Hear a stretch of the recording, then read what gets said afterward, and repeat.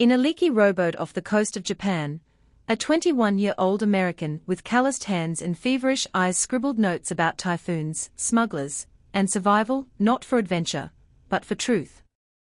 He had already sailed on sealing ships, tramped across America as a hobo, survived scurvy in the Yukon, and spent 30 days in an English workhouse. Now, penniless but burning with stories, he vowed to become a writer not by studying literature, but by living it. That man was Jack London, and within a decade, he would rise from poverty to become one of the highest-paid authors of his era, crafting timeless tales like The Call of the Wild and White Fang that fused raw nature, social justice, and the primal struggle for existence. Born John Griffith Cheney on January 12, 1876, in San Francisco, California, Jack entered a world of instability and reinvention. His mother, Flora Wellman, was a spiritualist and music teacher. His biological father disappeared before his birth. At 8 months old, he was adopted by John London, a Civil War veteran and struggling farmer, whose surname he took. The family moved frequently across the Bay Area, often teetering on the edge of destitution. By age 10, Jack was working, delivering newspapers, hauling coal, and laboring in a cannery for 10 cents an hour. He saw firsthand how industrial capitalism crushed the working class, an experience that would shape his lifelong socialist convictions. Yet even in hardship, he sought knowledge. He devoured books at the Oakland Public Library, reading Darwin, Marx, Nietzsche, and Kipling with equal hunger. At 14, he quit school to work full-time, but returned 2 years later, determined to pursue higher education. He enrolled at the University of California, Berkeley, but left after 1 semester, not for lack of ability, but because he needed to support his family. Writing, he decided, would be his university. His first break came in 1893, during a national economic depression. With no jobs available, he joined Coxey's Army, a protest march of unemployed workers heading to Washington, D.C.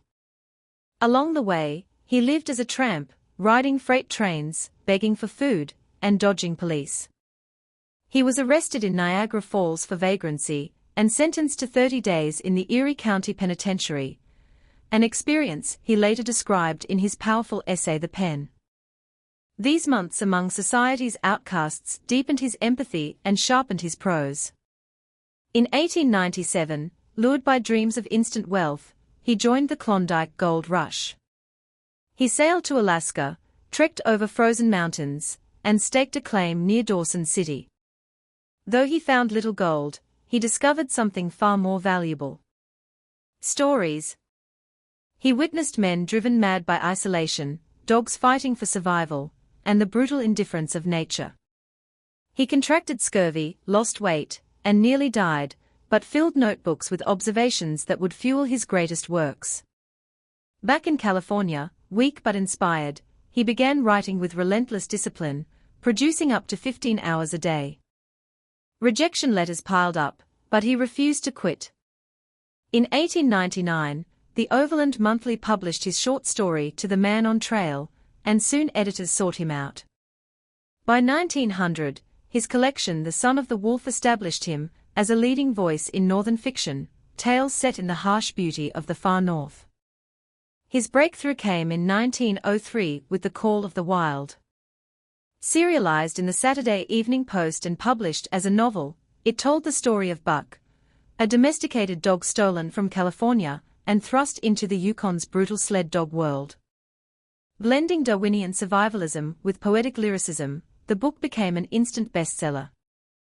Critics praised its visceral realism. Readers were captivated by its emotional depth. Within months, London was famous and wealthy.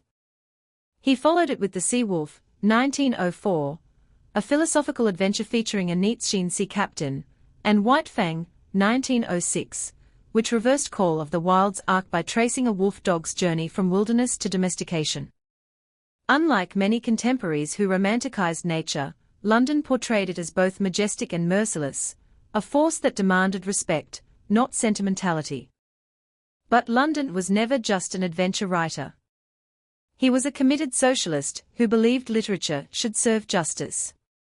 In 1901, he joined the Socialist Labour Party and ran for mayor of Oakland.